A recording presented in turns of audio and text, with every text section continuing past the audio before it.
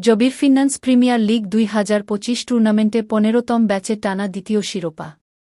ইমতিয়াজ উদ্দিন, জবি প্রতিনিধি ছবি চিত্র বিস্তারিত। জগন্নাথ বিশ্ববিদ্যালয়ের ফিন্যান্স বিভাগের আয়োজনে অনুষ্ঠিত ফিন্যান্স প্রিমিয়ার লিগ ২০২৫ সফলভাবে সম্পন্ন হয়েছে। শনিবার ৩০ আগস্ট রাজধানী ঢাকার ডেমরায় শামসী স্পোর্টস গ্যালারিতে এই টুর্নামেন্টটি অনুষ্ঠিত হয়।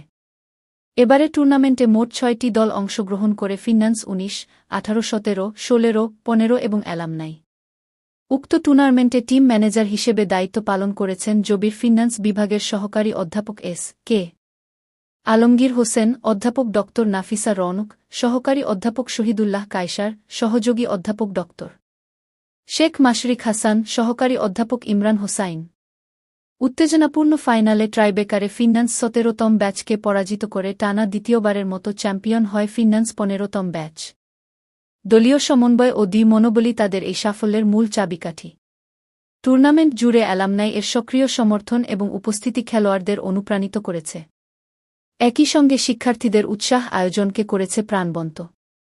এ প্রসঙ্গে ফিন্যান্স বিভাগের ১৫তম ব্যাচের শিক্ষার্থী মোহাম্মদ সাইফুল বলেন, আলহামদুলিল্লাহ, ফিন্যান্স প্রিমিয়ার লিগ ২০২৫ সফলভাবে সমাপ্ত করতে পেরেছি। অংশগ্রহণকারী সব ব্যাচ, শিক্ষক, শিক্ষার্থী ও অ্যালামনাইদের ধন্যবাদ জানাই।